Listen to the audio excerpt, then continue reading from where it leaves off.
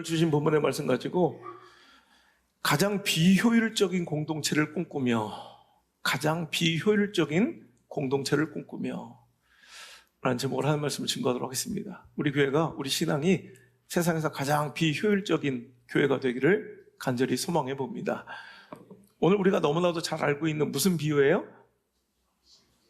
뭐예요 오늘? 씨 뿌리는 비유, 씨 뿌리는 자의 비유. 우리는 말은 이렇게 하는데 우리의 생각의 방점과 우리의 기억은 이것은 돌밭, 길가, 가시덤불, 그리고 옥토밭의 비유 아닙니까? 우리의 관심과 우리의 시선의 방점은 항상 밭에 있었던 거예요. 그리고 그렇게 주일학교 때부터 수백 번 이 설교를 지금까지 들어오면서 우리는 이 말씀의 결론을, 그래, 내 마음이 돌밭 같아서는 안 돼. 내 마음이 길가 같아서 말씀이 내 삶 속에 적용되지 못하고 뿌리내지 못하구나. 이 망할 것 더러운 인생. 더 열심히 노력해서 우리가 옥토밭 떼자. 더 예배 저보다 잘 드리고 더 교회 충성하고 헌신해서 정말 하나님 말씀이 내 삶 속에 열매 맺는 인생 되어보자라고 결론 내리지 않았습니까? 여러분, 그러나 이 말씀의 결론과 주님께서 이 말씀을 2000년 전 제자들에게 선포하시고 오늘 우리에게 주시는 그 말씀의 본질과 본류는 이런 것이 아니라는 거예요. 아니, 지금까지 우리가 그렇게 들어왔는데요. 그런데 이 말씀을 주신 배경과 진짜 이 말씀을 하신 하나님의 그 예수님의 그 의도를 우리가 분명히 아는 것이 중요할 것 같아요. 여러분, 절대로 이 말씀의 주제는 Be a good ground. 당신 좋은 밭 떼야 돼요. 좋은 땅 되십시오가 아니라는 거예요. Do your best. 최선을 다하세요. To get 100 flow, 60 flow, 30 flow, 30배, 60배, 100배 인생을 열매를 맺으셔야죠. 왜 이렇게 열매가 없어요? 라는 주제가 아니라는 거예요. 이해가 되세요? 자, 이런 거예요. 당시 이스라엘의 이 환경과 토지를 보면 이해가 빠르신데요. 당시에 이스라엘 땅은 농경사회로 나아가기엔 굉장히 부적합한 땅이었어요. 그나마 조금 괜찮은 땅, 지중해에 있는 옥토밭들은 팔레스타인, 블레셋이나 가나안 원주민들이 다 거류하고 있었고요.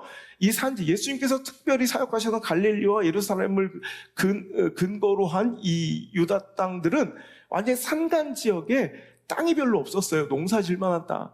그러니까, 그리고 지금처럼 쟁기가 활성화된 게 2000년 전이라고 그래요. 그러니까 땅을 개간해서 이 뒤엎을 만한 이런 특별한 농기구조차 없었던 그 시절에는 그냥 있는 땅에 농사를 져야 되는 거야. 그러니까 옥토밭에 씨를 뿌리고 싶지만은 그럴 수 없는 거로 그냥 농부들은 그나마 그냥 씨를 갖다가 여기저기 뿌려보는 거야. 그럼 그 씨가 돌밭에도 떨어지고 길가에도 떨어지고 가시덤불에도 떨어지고 또 혹여는 그나마 괜찮은 땅에 뿌려져서 다른 것들은 기대하고 많은 열매와 수확을 간절히 바랬지만 되게 실망스러운 결과로 그저 다른 곳에는 새가 와서 먹고 말라 비틀어져 버려서 아무 열매와 추수를 거두지 못한 채 그나마 흩뿌렸던 이 곡식 중에, 씨앗 중에 그나마 좋은 땅에 떨어진 것들이 그래도 30배, 60배, 100배 열매를 맺더라. 여러분, 예수님의 사역의 당시가 이런 모습입니다. 예수님이 참빛으로 이 땅에 오셨지만 어둠 속에 살아가는 그들은 예수님을 알아보지 못했고요. 예수님을 핍박하고 박해하며 이미 종교적 기득권을 갖고 있었던 사두개인들과 바리새인들과 대제사장들과 서기관들과 장로들은 오히려 예수님을 핍박하게 이르고 십자가에 매달고요. 예수님을 따라던 제자들도 예수님을 떠나기 시작했고요. 또 수많은 외로움과 정말 여러 가지 환난 속에서 예수님은 말씀 사역을 하시면서 이 말씀을 제자들에게 전하시는 말씀이라는 거예요. 오늘 이 말씀에 제가 항상 이 복음서를 읽을 때 이 말씀의 대상이 되는 사람이 누군가를 여러분은 잘 보셔야 돼요. 이게 굉장히 중요하거든요. 오늘 1절, 2절, 3절까지 한번 말씀을 읽어볼까요? 시작. 그날 예수께서 집에서 나가사 바닷가에 앉으시니 큰 무리가 그에게로 모여들거늘 예수께서 배에 올라가 앉으시고 온 무리는 해변에 서 있더니 예수께서 비유로 여러 가지를 그들에게 말씀하셨다. 자, 오늘 이 비유는 누구에게 대상하여 말씀하신 말씀이에요? 제자들에게.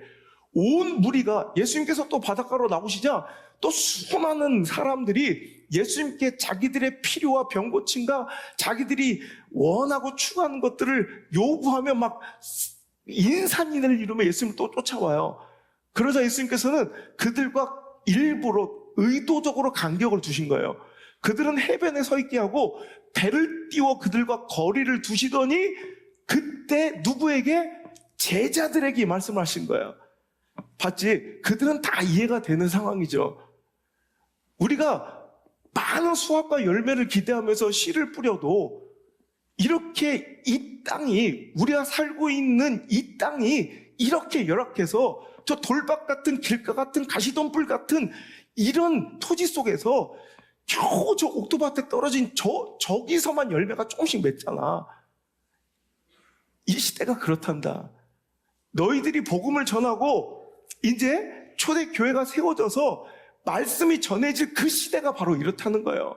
환영받지 못할 거고 핍박과 박해와 손해를 감수하면서도 우리가 기대하는 성과와 열매가 나지 않을 것 같아도 그래도 실망하지 말고 그래도 낙심하지 말고 끝까지 포기하지 말고 그 씨를 뿌려다오. 나처럼 말이야. 이렇게 예수님께서 그들에게 부탁하신 말씀이지 너희들 옥토밭이 돼야 돼. 너희들 근심 많고 욕심이 많으니 봐봐 열매를 못 맺잖아. 너 요즘에 이렇게 열매가 없냐? 이런 말씀이 아니었다는 거예요. 자, 오늘 이 씨 뿌리는 비유 다음에 나오는 바로 그 다음 이야기가 31절이에요. 무슨 얘기가 나와요? 또 비유를 들어 이르시되 천국은 마치 사람이 자기 밭에 갖다 심은 겨자씨 하나 같은 얼마 전에 배웠잖아요. 그 다음에 나오는 비유가 뭐예요? 가로 섬 아래 선져진 누룩. 여러분 이거 우리가 또 잘못 오해하고 있다고 배웠죠? 이 겨자씨와 누룩의 비유는 뭐예요? 되게 부정적이고 하찮아 보이고 오히려 사람들이 꺼려하고 배척하는 대상이에요.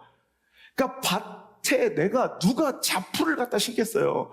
겨자씨는 유채꽃 같은, 지금은 그래도 꽃이라도 펴서 잠깐 한 달 동안 제주도 가면 사진 찍는 스팟이라도 만들어가지고 관광객들 끌어모 5,000원씩 받고 사진이라도 찍게 하지. 그때 당신 이 겨자씨 같은, 겨자채 같은 이 밭은 자풀이라 이런 것들이 자기가 만들어 놓은 밭에 심겨지는 것, 갑자기 그 씨앗이 날려와서 여기서 뿌리를 내리는 것을 원치 않아요. 오히려 뽑아내야 될 자풀이었다는 거예요, 이 겨자씨는. 이게 바로 예수님의 복음이었고 예수님의 말씀이었다고 제가 말씀드렸죠. 그러니까 시대는 예수님을 배척했고 복음을 받아들이지 않았지만 다 끝난 것처럼 보였지만 그 겨자씨 하나가 저렇게 큰 나무를 이뤄 생명이 깃들더라. 아무도 알지 못하는 그 누룩이 은밀하게 그 가루 서마를 부풀려 버리더라. 이게 복음의 결말이라는 거예요. 할렐루야. 우리가 바라볼 때는 우리가 기대하는 것 같은 결말과 그런 결론이 나오지 않고 열매와 성과가 없어서 되게 실망스러울 거예요. 하지만 우리가 말씀을 예수님처럼 그 시대 그 상황, 돌박 같은 상황에도, 여러분 길가 같은 상황에도, 가시덤불 우거진 그 상황에도 계속해서 뿌려대면 여러분 하나님께서 결정하신, 하나님께서 이미 예정하신, 하나님께서 이미 섭리하신 그 옥토밭 같은 그 마음밭에 하나님의 말씀은 반드시 자리 잡고 뿌리 맺게 될 것이요. 끝난 것처럼 보였지만 왕성하게 자라나 생명이 깃드는 30배, 60배, 100배의 놀라운 그 역사와 하나님 나라는 반드시 그 씨뿌림의 결과로 언젠가 내가 보지 못할지라도, 내가 누리지 못할지라도 반드시 일어나게 될 것이다 라는 거예요. 여러분 초대교회도 마찬가지예요. 복음을 전해도 생각만큼 열매가 맺지 않았던 시대예요. 콘스탄티누스 황제가 313년 개종하여서 기독교를 받아들였을 때까지 로마 제국의 20분의 1, 자 5%밖에 예수님을 믿지 않았다는 그런 역사적 통계가 있고요. 또 AD 250년까지도 기독교 인구는 로마 인구의 1.9%밖에 되지 않았다는 통계가 있어요. 그러니까 250년까지도 1.9%의 기독교인이었고요. 또 313년 콘스탄티누스가 기독교를 공인할 때 그때도 5%가 채 안 됐다는 거야. 그런데 이런 상황 속에서 아주 극도의 소수 집단이고 마이너리티였던 이들이, 예수쟁이들이 복음을 전할 때 시대 1.9%밖에 안 되는 사람들이 복음을 전할 때 나머지 여러분 98%의 박해와 충돌과 저항을 우리는 맞닥뜨릴 수밖에 없는 필연적 상황이 바로 돌밭이라는 거예요. 길가라는 거예요. 열매가 더럽게 안 맺혀. 이거 던져도 아무 무의미해 보이고 쓸모없어 보여. 이게 바로 이 상황이었다는 거예요. 끝난 것 같았어요. 무의미해 보여요. 너무 비효율적으로 보여요. 그런데 하나님 역사 가운데 로마 제국의 황제였던 콘스탄티누스가 313년에 기독교를 공인하고 이제 250년에 1.9%밖에 되지 않았던 로마 제국의 기독교 인구가 딱 100년 지나니까 350년 되니까 56.5%였다는 기록이 있어요. 자, 그런데 이제 거기서 그치지 않고 여러분 잘 아시죠? 380년 테오도시우스 황제가 이제 기독교를 국교화시켜 버렸어요. 기독교가 국교야. 그러니까 이제는 전 국민이, 로마 제국의 전 국민이 기독교인이 되었어요. 이해가 되세요? 자, 보니 이제는 방금 100년 전까지만 해도 핍박받으며 그렇게 공격받으며 교회 나가고 예수님을 믿는 것이 그 이퀄 동일화되는 거예요. 손해, 핍박, 박해, 소수집단 마이너리티예요. 근데 이제 기독교 공인과 기독교 국교화를 통해서 이제 절반 이상이, 아니 100%가 다 교회를 나와야 되는 시대가 됐어요. 그러니까 이건 돌박 같은 상황, 가지박 같은 상황은 다 제거되고 오히려 모든 것이 옥토처럼 보여요. 자, 이제는 마이너리티였던 기독교인들이 메이저리티가 된 거예요. 온갖 권력과 돈이 교회로 쏠렸어요. 그리고 이제는 교회 다녀야 유익을 누릴 수 있고 뭐든지 교회와 관계 있어야 뭔가 돈을 벌고 삶 속에서도 핍박과 손해가 없는 시대가 되었어요. 이러니 이제 이 씨 뿌리는 자의 비유는 점점점 이상하게 퇴락하기 시작했어요. 이제는 씨 뿌리는 자의 비유, 즉 이런 돌밭에도 불구하고 우리는 씨 뿌리는 자가 돼야 된다는 이 권면이 무엇으로 바뀌냐면 너 왜 아직도 더 좋은 열매를 못 맺니? 너 왜 아직도 그 모양이니? 너 옥토돼야지 라는 뭔가 성과와 성장을 또 열매와 뭔가 이렇게 성과를 기대하는 말씀으로 변질되기 시작한 거야. 절대 이 말씀은 우리가 옥토되어야 된다, 우리가 반드시 30배, 60배, 100배 열매를 우리가 노력해서 맺어야 된다는 말씀이 아니에요. 근데 우린 이걸 그렇게 사용하기 시작됐어요. 씨 뿌리는 자에서 우리의 관심이 뭐가 된 거예요? 땅에게로 옮겨진 거예요. 되게 말도 안 되는 거예요. 주님께서는 이런 상황에서도 씨를 뿌려야 된다는 이 말씀은 분명하게 옥토밭의 비유가 아니라 무슨 비유예요? 씨 뿌리는 자의 비유예요. 자, 이 말씀은요, 여러분 씨 뿌린 자의 비유는 성경 말씀에 마태복음, 누가복음, 또 마가복음, 세 복음서에, 공간복음에 다 등장해요. 우리가 읽은 마태복음 13장, 또 마가복음 4장, 누가복음 8장에 다 기록되어 있는 그만큼 중요한 말씀이에요. 그런데 오늘 이 말씀 보세요. 자, 13장 18절의 말씀 보세요. 13장 18절. 시작. 뭐래요? 그런즉 뭐예요? 누가 좋은 밭에 비유래? 누가 옥토밭에 비유래? 누가 돌밭에 비유래? 이건 씨 뿌리는 자의 비유예요. 그런데 그때부터 기독교가, 교회가 이제 메조리티가 되고 돈과 권력이 모여드는 공간이 되고 오히려 이제 환경과 상황은 옥토로 변한 거야. 아니, 옥토처럼 보이는 환경으로 변한 거야.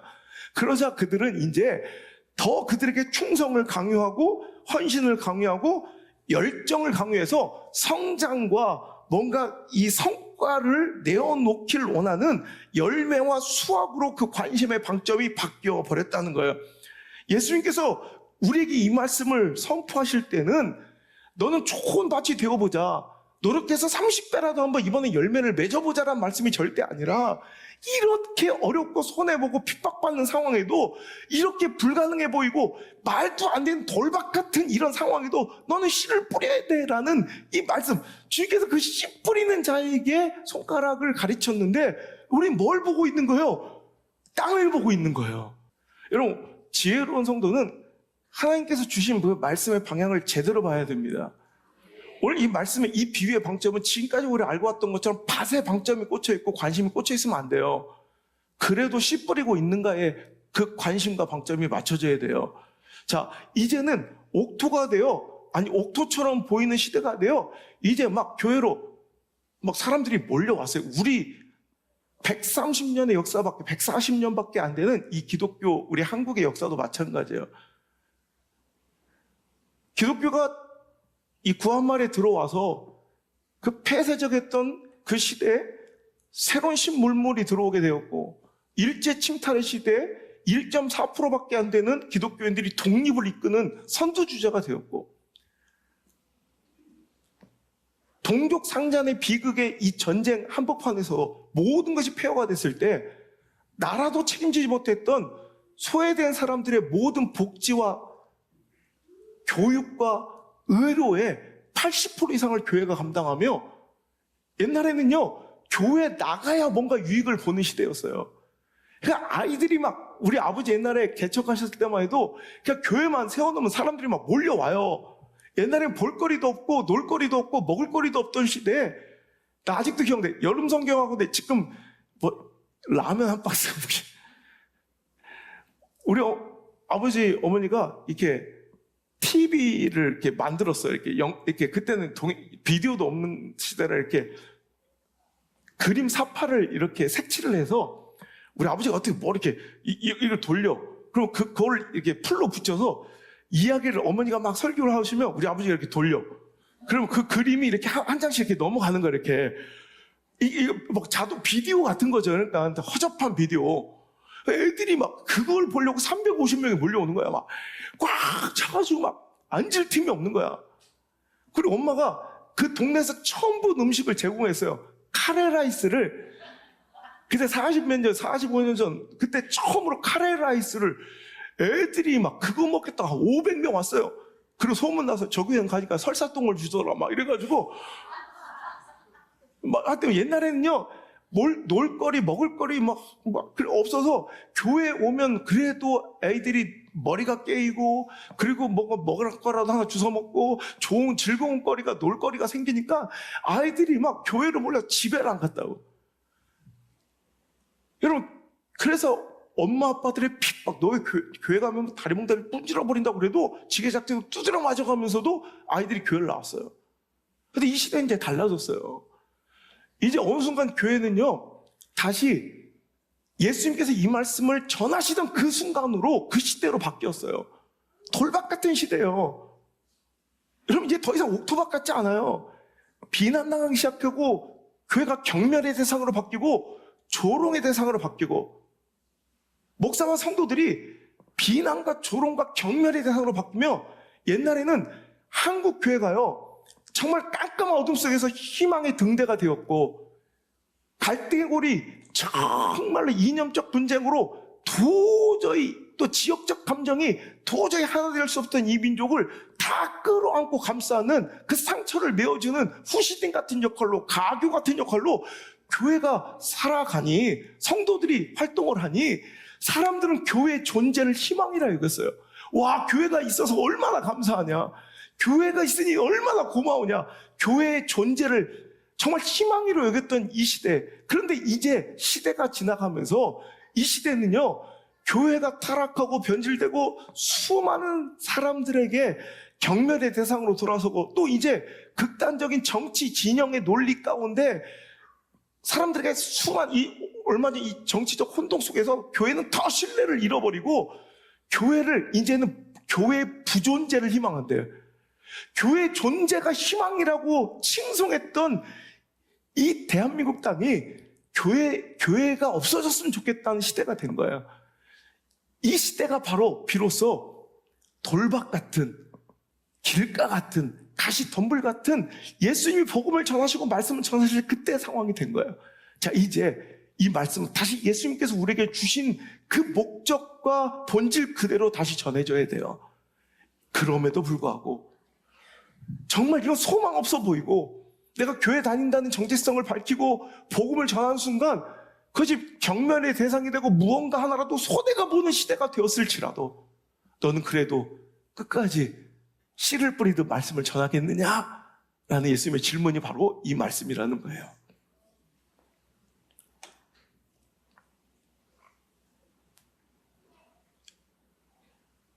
씨 뿌리는 비유가 풍성한 열매 맺는 비유로 바뀌어버리고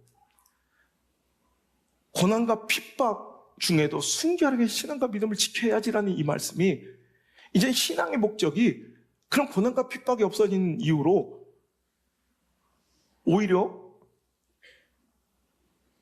풍족한 열매와 교회의 성장과 목회자의 성공 그리고 내가 하나님 믿고 내가 열심을 다한 거로 나와 내 자녀들이 엄청난 축복을 받아야지라는 그런 논리와 목적점으로 다 바뀌어버린 시대 가운데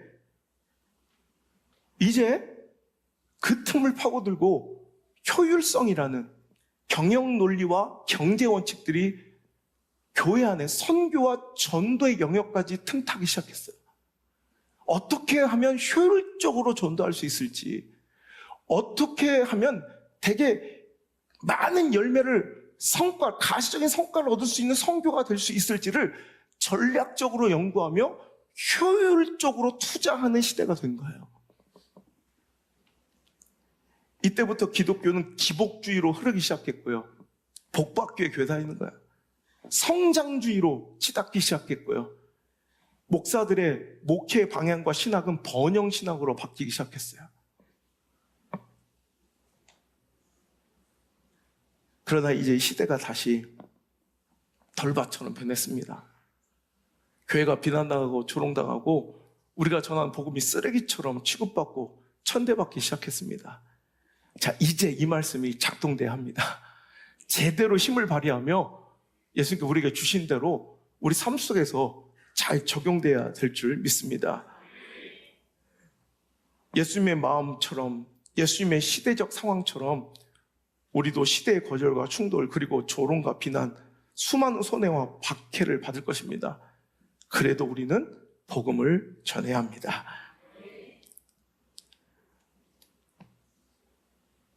이 비유는 다시 좋은 밭 되어 많은 열매 거두자는 옥토밭 비유에서 다시 씨 뿌리는 자의 비유로 전환되고 변화되어야 될, 적용되어야 될 시대가 왔다는 말입니다. 그래야 성도이고 그래야 목사고 그래야 진짜 교회인 것입니다. 이 비유가 아까도 말씀드렸던 것처럼 무리들과는 거리를 둔 채 제자들에게 전하신 말씀이라는 것을 꼭 주목하시길 바랍니다. 말씀이 뿌려져 복음이 선포되어 내가 수많은 전도의 헌신과 노력에도 열매 맺기가 쉽지 않을 것이라는 것을 오늘 말씀하고 계시는 겁니다. 사역에 실망감이 들 거고 전도에 회의감이 들 거예요. 하지만 그럴지라도 중단되지 않고 포기하지 말고 계속해서 그리스도를 전하고 말씀을 전하고 복음의 씨앗을 뿌려야 한다는 것입니다. 그 말씀이 예수님께서 이 비유의 원뜻이 무엇인가를 분명하게 말씀해 주셨어요. 우리가 관심이 없어서 그렇지. 자, 13절, 14절 한번 읽어볼게요. 시작. 그러므로 내가 그들에게 비유로 말하는 것은 그들이 보아도 보지 못하며 들어도 듣지 못하며 깨닫지 못함이니라. 이사야의 예언이 그들에게 이루어졌으니 일렀으되 너희가 듣기는 들어도 깨닫지 못할 것이요 보기는 보아도 알지 못하리라. 15절까지 읽어볼까요? 이 백성들이 마음이 완악해져서 그 귀는 듣기는 둔하고 눈은 감았으니 이는 눈으로 보고 귀로 듣고 마음으로 깨달아 돌이켜 내게 고침을 받을까 두려움이라. 여러분, 이 말씀, 자, 이사야의 말씀이 이루어졌대요. 예수님께서 이사야서를 인용하신 거예요. 그리고 이 말씀은 어떤 말씀이냐? 이사야서 6장 9절 10절의 말씀이에요. 자, 이사야서 찾기 힘드니까 우리 화면 한번 봅시다. 자, 8절 말씀 너무나 잘할 거예요. 내가 또 주의 목소리를 들으니 주께서 이르시되 내가 누구를 보내면 누가 우리를 위하여 갈고, 아시죠? 이 말씀.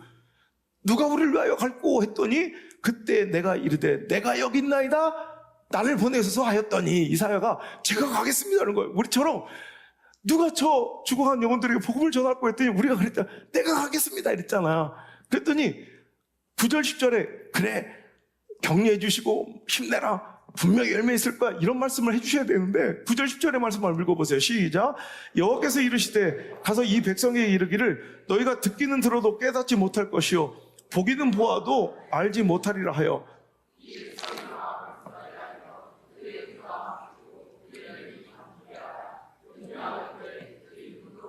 귀로 듣고 마음으로 깨닫고 다시 돌아와 고침을 받을까 하노라 하시기로. 아멘. 보세요. 오늘 하나님께서 내가 저 죽어가는 백성 심판의 진노 앞에 있는 그 백성들이 내가 가겠습니다 했더니 하나님께서 그 이사야에게 주신 말씀은 그래 네가 가서 아무리 말씀을 선포해도 그들은 듣는다 못 듣는다 깨닫는다 못 깨닫는다 못 깨닫는다는 거예요. 아 그럼 우리 이럴 수 있잖아요. 아니 어차피 가도 안 될 거 왜 보내세요 이럴 수도 있잖아요. 그런데 이사야의 사역의 성공은 뭐예요? 듣지 못하여도 깨닫지 못하여도 보지 않아도 나를 핍박하고 내가 전한 말씀을 오늘도 배척할지라도 우리 뭐 해야 돼요? 가서 전해야 된다는 거예요. 이사야의 사역의 성공 가서 몇 명을 변화시키고 몇 명을 돌이켰느냐가 아니라 듣지도 않을 시대 가운데 가서 말씀을 뿌리는 거예요. 보지도 않을 나를 배척할 시대임을 알면서도 하나님은 이사야를 보내셔서 그 시대 가운데 말씀을 전하시는 거예요. 이 이사야의 모형이 바로 예수님이었던 거예요. 이런 이사야처럼 예수님이 이 땅에 오셨어요. 환영받지는 못할 이 땅에 오셨어요.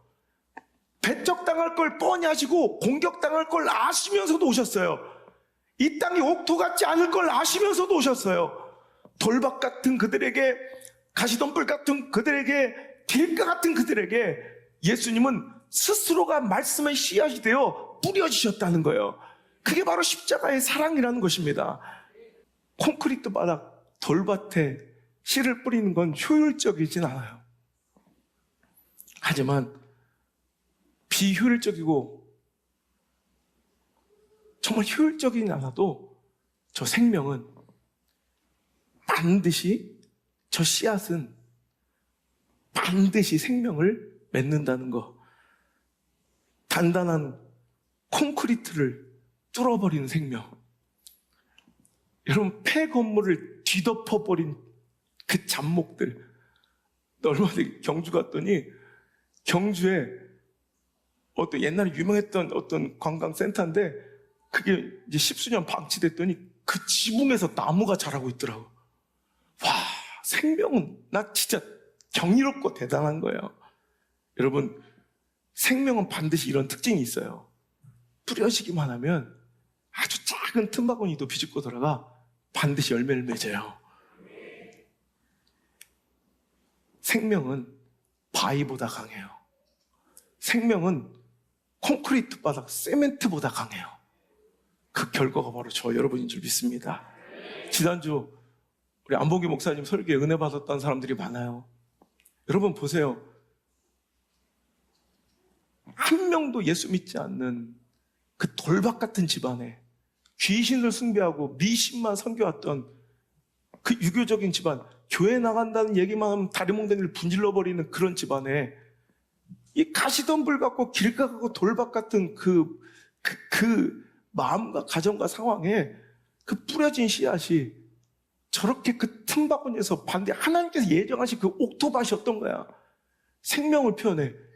이게 30배, 60배, 할렐루야, 100배의 열매를 맺고 있잖아요. 여러분, 교회가 무엇입니까? 교회는 이 건물과 껍데기가 아닙니다. 교회는 이 제도와 시스템이 아닙니다. 그 은혜를 누린 자들의 모임이 바로 교회인 것입니다. 에클레시아, 그 부르심을 입은 자들, 즉 내가 결정한 게 아니에요. 그 은혜를 입은 자들의 모임이 교회인데, 자, 그렇다면 그 은혜를 입었다. 그 은혜가 뭐예요? 저 십자가의 사랑과 은혜예요. 그 십자가의 은혜와 사랑의 정체는 뭐예요? 오늘 처음 오신 분들에게 제가 복음을 설명하는 거예요. 우리가 도대체 여기 모인 것들은 뭘 믿는가? 우리는 죄인이라 죽을 수밖에 없는데 죄는 그냥 소멸되고 사라지는 법이 없어요.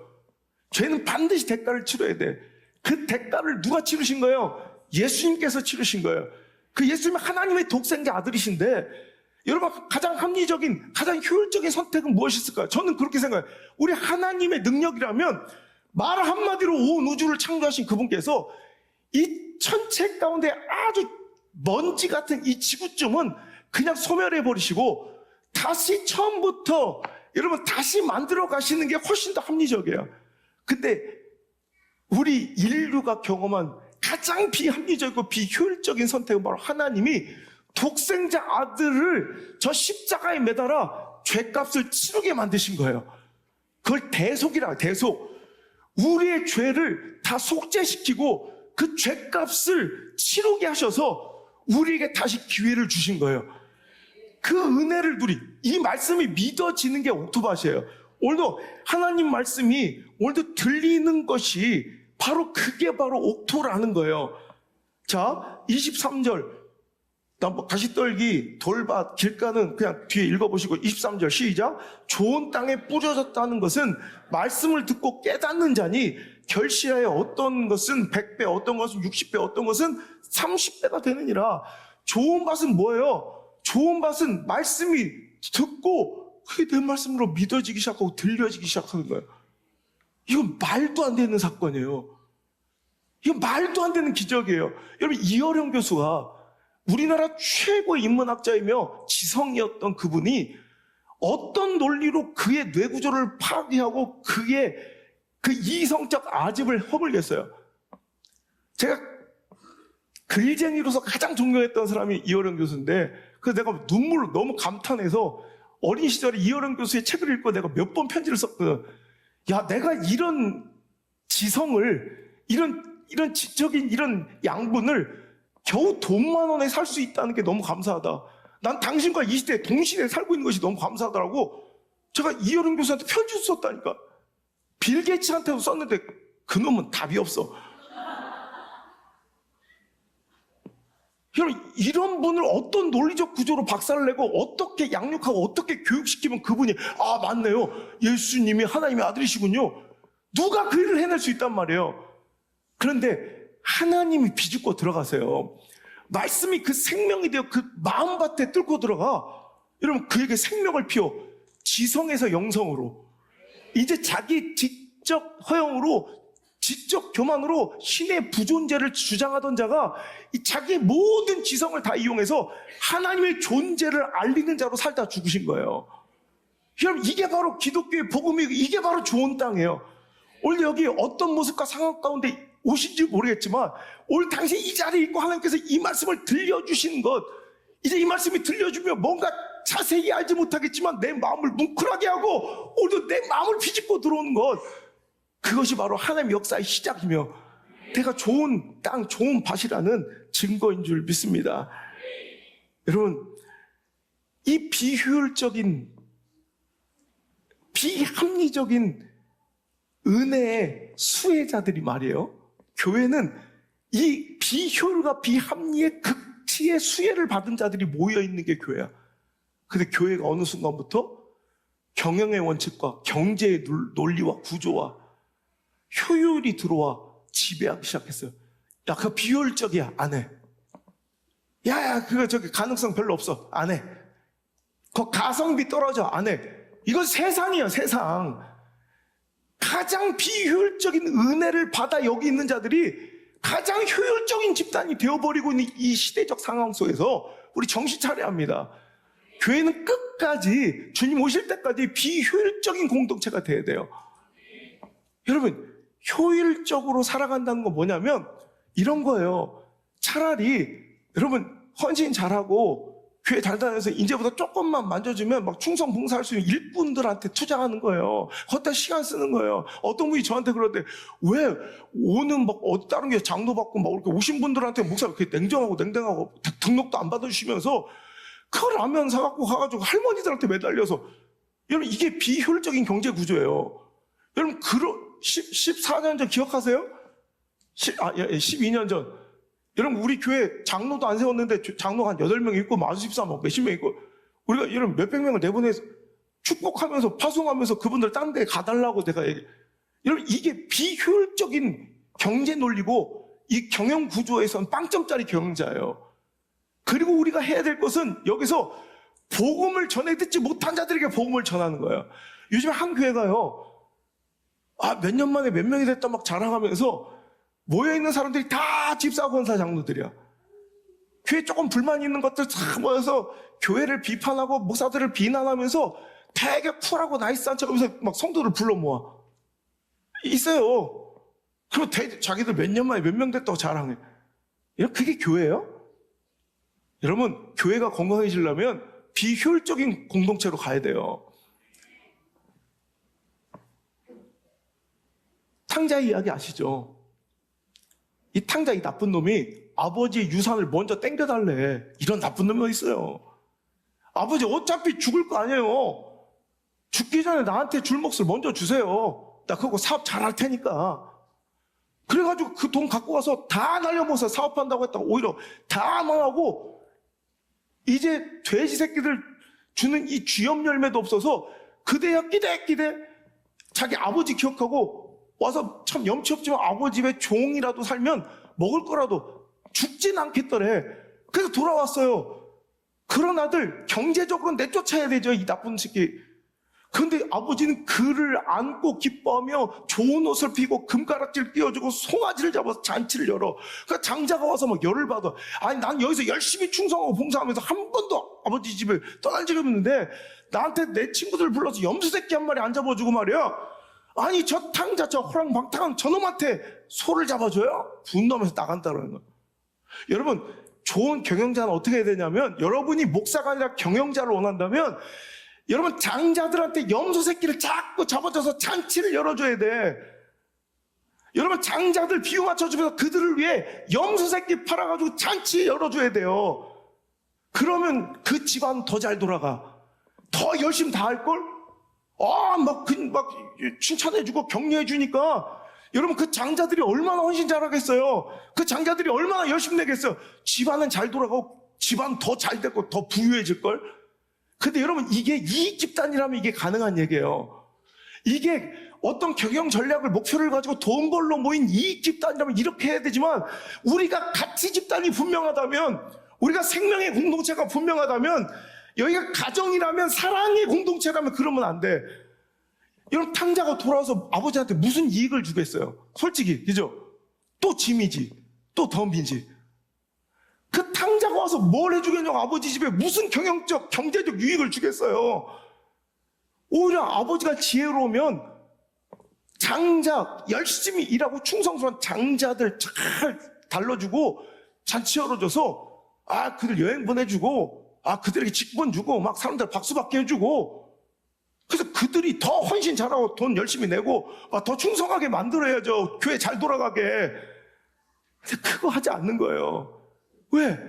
영원히 관계가 끊어지고 죽을 줄 알았던 그 자식이 돌아온 게 기뻐야지 사랑의 공동체예요. 여러분, 경영자로서는 빵점일지 몰라도 가정의 가장으로서 이게 옳은 선택이에요. 이게 바로 여러분, 이게 이익 집단이 아닌 가치 공동체, 사랑 공동체, 생명의 공동체의 특징이 바로 이것입니다. 원래 사랑은 비효율의 극치인 거예요. 여러분, 사랑해보셨죠? 옛날에, 아주 먼 옛날에 한번 해보셨을 거 아니에요, 사랑. 사랑했을 때 당신들이 얼마나 비효율적인 이 가치관으로, 비효율적인 선택으로 살았는지 한번 생각해 보세요. 말도 안 되는 짓거리를 계속 하는 거예요. 사랑하면 비효율의 극치가 돼요. 그죠? 가장 비효율적인 감정이 바로 사랑이에요. 그 사랑이라는 감정이 내 안에 틈타는 순간 내 인생은 되게 비효율적이 돼요. 사랑은 그 상대와 그 비효율을 즐기는 게 사랑이래요. 그 비효율의 극치가 사랑의 순수함이고 순전함. 다른 것, 가장 비효율적일수록 그 사랑은 진짜인 거야. 순수한 거야. 여러분, 계산이 없는 거예요. 경영과 효율이 절대 틈타지 못한 게 사랑의 순전함이죠. 여러분, 그래야 될 곳이 바로 교회인 줄 믿습니다. 여러분, 그 비효율의 십자가가 있어야 그 십자가의 사랑이 넘쳐야 할 곳이 바로 교회일진데, 전략적으로 어떤 이들에게 어떤 전략으로 전도하고 교회를 어느 곳에 설립하고 어디서 내가 목회를 해야 효율적이고 빠르게 성공하고 내가 성장할 수 있을까? 유동인구 많은 곳이 어디인가? 대도시, 신도시 종교부지를 선점하고 뭐 이런 걸 논의하는 것이 언젠가부터 교회 개척 훈련의 과정으로 들어가 있어요. 말도 안 되는 거예요. 여러분, 효율적으로 빠르게 성장할 수 있는 전력과 이 경영 이런 시스템은 절대로 바른 붕이 아니에요. 어떤 사람들은 그런 것과 상관없이 누가 봐도 돌박 같은데, 누가 봐도 가시덤불 같고, 누가 봐도 길가 같은데, 야, 그런 데서 무슨 생명을 기대하고 씨를 뿌린단 말이야. 그런데 인구 소멸 지역으로 가고요. 농어촌으로 내려가고요. 기회가 있음에도 불구하고 대형교회나 신도시나, 여러분, 대도시를 거절하고 내가 뿌려야 될 씨앗은 여기라면, 나에게 맡겨진 경작지가 이 돌밭이라면, 나에게 맡겨주신 이런 씨 뿌려야 될 자리가 길가라면 우리 예수님처럼 뿌리는 거예요. 십자가의 사랑과 은혜를 받은 이들은 그래야 마땅한 것입니다. 그게 존경받을 모습이 아니라 그래야 마땅한 것입니다. 대형교회가 유튜브 미디어 전략으로 자기 교회를 더 홍보해서 주변의 교회들을 빨아들이고, 미국의 한인 밀집 지역 대도시에만 자기 지성전을 세워, 여러분, 그 영향력을 극대화하는 것, 효율적이고 경제적일 수는 있으나 최소한 복음적인지는 다시 한번 스스로 점검해봐야 할 것입니다. 그래서 우리가 그 우상의 땅 유타에 가서 개척하려고 했던 거야. 여러분, 이단의 도시 솔트레이크에 가서 이런 십자가를 꽂으려고 하는 거예요. 미친 짓이에요. 비효율적인, 자기 인생을 다 걸어야 되고 모든 걸 다 손해봐야 되는 거예요. 그래도 하나님 뜻이라면 우리 그런 곳에 가서 여러분 씨앗을 뿌릴 각오와 준비가 되었어야 할 줄 믿습니다. 돌밭에도 가시덤불에도 길가에도 그저 묵묵히 포기하지 않고 씨앗을 뿌리신 예수님의 마음과 모습을 닮아가는, 그래서 가시적인 성과와 기복, 성장 중심적 교회와 목회 가운데 절대로 교회는 전도를 성장운동으로 사용하지 않고 생명운동으로 오늘도 바르게 사용하고 있는 이 모습이 건강한 모습이라고 한번 보여줄 수 있는 우리 물맷돌 교회와 이번 전도 모습들이 되었으면 좋겠습니다. 고린도전서 1장 23절 24절, 우린 십자가에 못 박힌 그리스도를 전하니 유대인에게는 꺾이는 것이요 이방인에게는 미련한 것이로되. 24절 시작. 오직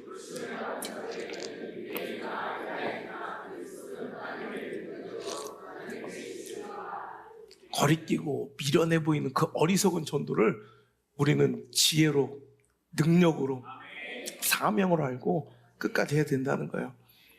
우리가 생명의 결과를 가지고 성과를 책임질 필요가 없습니다. 씨를 뿌린 자가 있고 물 주는 자가 있으며 열매를 거두시고, 여러분, 거기서 생명을 틔우는 분은 하나님이시라는 것입니다.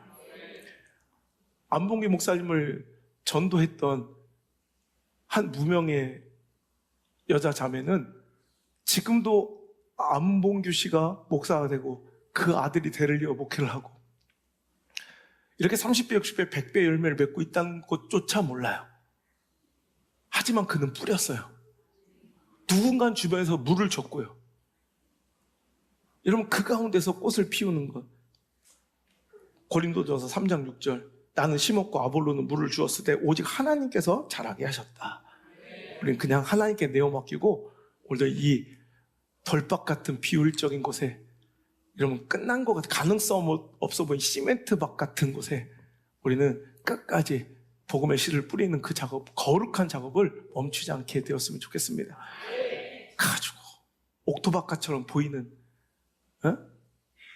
가성비 좋고 조금만 신경 써주면 교회 더 유익이 될 것 같은 이런 거 쫓아다니며 거기에 비굴하게 고개 숙이고 그 염소 잡아 장자들이 놀이터 만들어주는 교회 말고 정말 탕자들이 돌아와 잔치집이 되는, 죽을 줄 알았던 소망 없어 보이는 자들이 다시 살아나는 그 감격적인, 여러분 저 꽃밭에 후드락, 우리 에덴 성교에 막 꽃 부러지게 핀 것도 이쁘지만 기특하잖아. 저 시멘트 바닥에서 꽃 핀 거 보면 얼마나 감사해.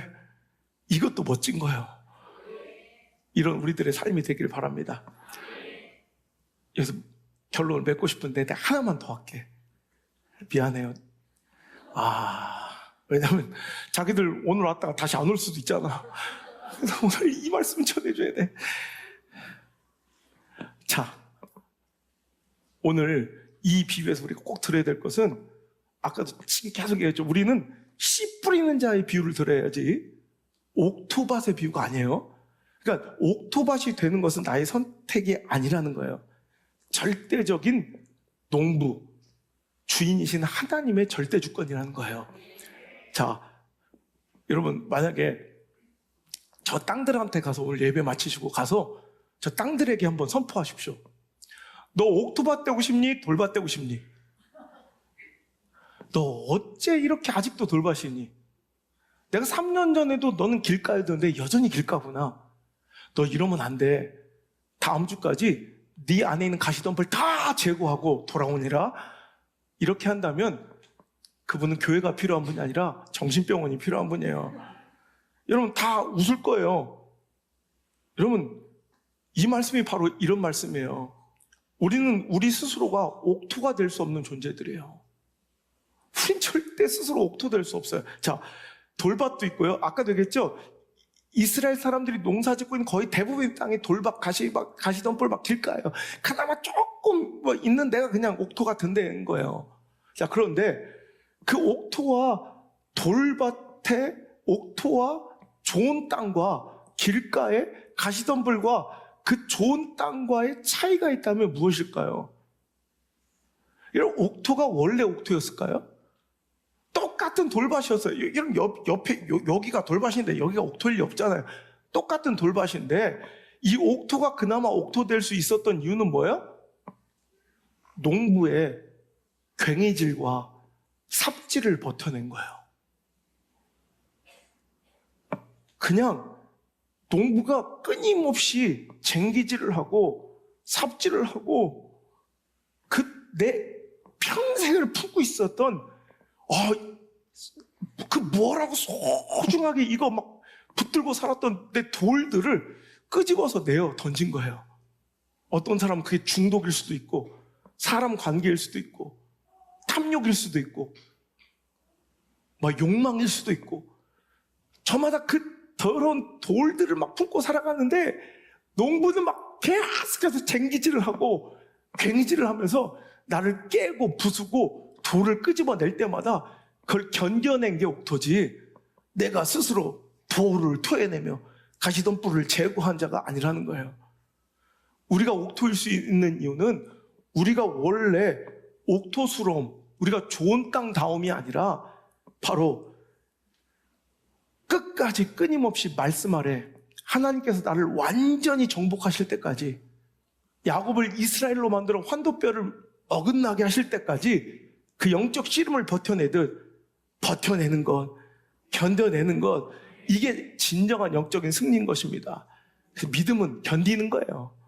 그래서 이 돌밭 같은 데가, 길가 같은 데가, 가시덤불 투성인 데가 주인의 그 막 다져짐과 갈아엎으심, 전문용어로 로타리 친다고, 로타리 막 뒤집어 엎는 거예요. 막 그러면서 내 안에 그 품고 살았던 돌들을 막 끊임없이 내어놓는 거예요.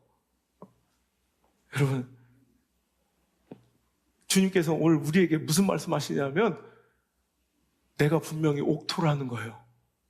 그럴 리가 없는데, 나는 내 삶을 아무리 들어봐도 옥토스러움이 없는데 우리에게 지금 뭐라고 하면 너는 분명히 옥토라고 말씀하시는 거예요. 왜?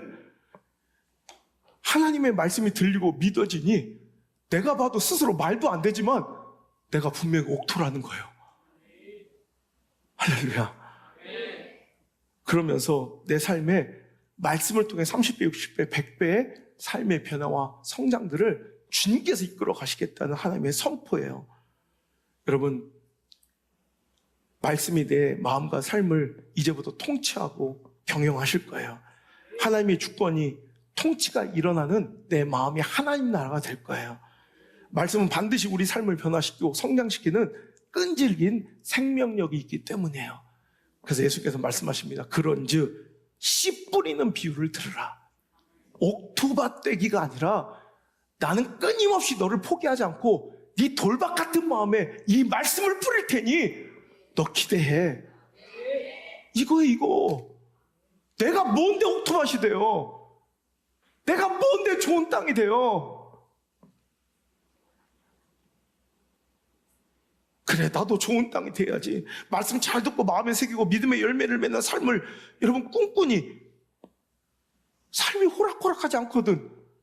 또 살다 보면 죄짓고 범죄하며 그 말씀에서 이탈한 내 모습을 보려보고 말씀의 은혜는 분명히 받은 것 같은데 삶 가운데 다 말라 비틀어버린 나의 삶을 보니 낙심하게 되는 거예요. 회의감이 느껴지는 거예요. 나는 안 될 것 같은 거예요. 포기하고 싶은 거예요. 여러분, 낙심과 신앙의 자책과 자괴감은요, 자꾸 그 시선을 내 돌박 같은 마음, 길가 같은 마음, 가시덤불 가득한 내 마음만 바라보기 때문이에요. 이게 바로 씨 뿌리는 자의 비유를 왜곡한 현상이에요. 하나님은 이 말씀을 내어주시면서 밭을 보라는 게 아니에요. 네 마음밭에 돌박 같음을 보라는 게 아니에요. 그럼에도 불구하고 포기하지 않고 뿌리시는 그분을 보라는 거예요. 그분을 의지하자는 거예요. 우리는 그런 존재예요. 우리는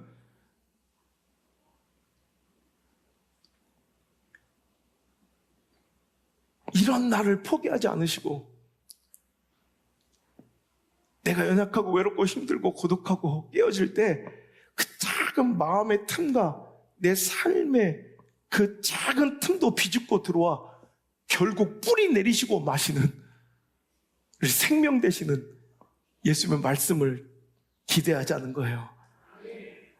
아무리 작은 틈만 있어도 햇빛은 그 작은 틈을 통해 시궁창 끝자락까지 임하시는 것처럼 여러분, 내 작은 마음에 그 눈물 한 방울의 틈에도 들어오셔서 임하시는 하나님을 기대하자는 거예요. 숨통이 끊어질지언정 사냥감을 포기하지 않으시는 사냥개처럼 나를 포기하지 못하고 끝까지 추적하셔 오늘 나를 이 자리에 앉히신 그분을 바라보자는 거예요. 그분은 나의 모습 이대로를 받으실 것이고 수용하실 것이고 그 돌박 같은 내 마음에도 지속적으로 말씀 뿌리셔서 내 마음을 정복하시고야만 할 거예요. 전 믿습니다. 제가 이 말씀을 준비하면서 너무 울었어요. 내 인생을 돌아보니 어느덧 선한 열매도 맺는 것 같고 그래도 믿는 자답고 목회 한 22년 해보니 참 목사다울 때도 있어요. 하지만 이게 내 노력과 내 의지였는가 생각해보니 한 자락도 그런 모양이 없대요. 어린 시절 우리 안나가 제가 샤워하고 나올 때 제 배 흉터를 보면서 어우 징그러. 아빠는 뭐 이렇게 배에 흉터가 많아. 내 수술 자국, 그 칼 자국들을 보면서 어우 아빠 징그러. 그래서 내가 우리 안나한테 그런 말 했어요. 안나야, 이거는 그냥 칼 자국이 아니야. 이건 그냥 수술 자국이 아니라 아빠가 참 미련하게도 하나님 버리고 그렇게 도망쳐 다니려고 했는데 우리 예수님은 사냥개처럼 아버지를 쫓아와 놓치지 않더라. 아빠를 안 놓치려고 예수님께서 나를 꽉 잡으신 붙드신 예수님의 손자국이 바로 이거란다. 이 커다란 수술 자국과 내 인생의 수많은 실패들, 상실, 시련, 배신, 그것들이 오히려 나를 옥토로 만들고 내가 항상 한가득 내 삶 속에서 품고 있었던 돌 같은 자존심, 탐욕, 욕망, 스스로 높아지고 싶은 그 모든 내 허망한 꿈들을, 그 우상들을 다 토해내고 뱉어내게 만드시고 농부가 차근차근 돌을 하나씩 끄집어내어 땅을 갈고 뒤엎기를 반복하며 옥토 만드시듯 나를 오늘도 그렇게 빚어가고 계신 거예요. 나의 삶에 임하신 그 겨자씨 한 알이 나무같이 자라나 생명이 깃들고 하나님 나라가 세워지는 이 모습은 나의 노력과 의지가 아니었다는 거예요. 나의 결심과 수고와 애씀이 아니었다는 거예요. 농부 대신 하나님 말씀,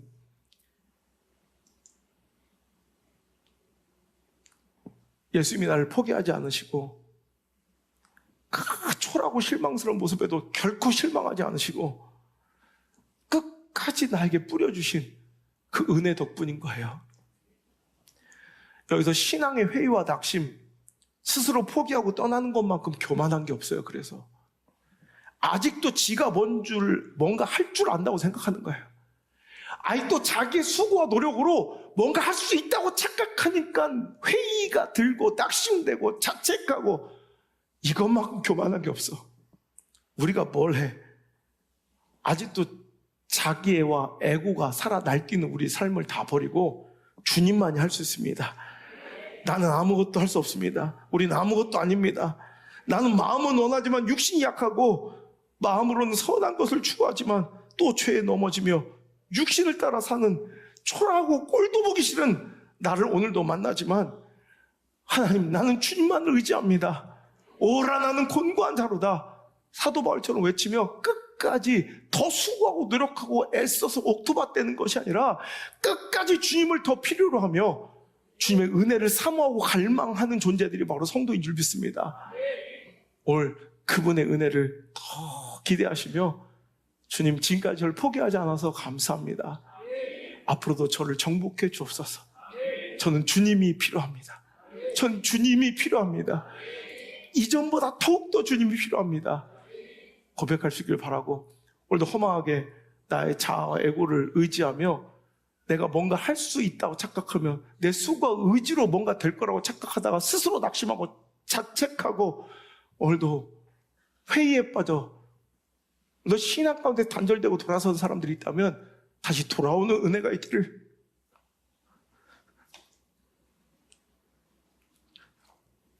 주님의 이름으로 축원합니다.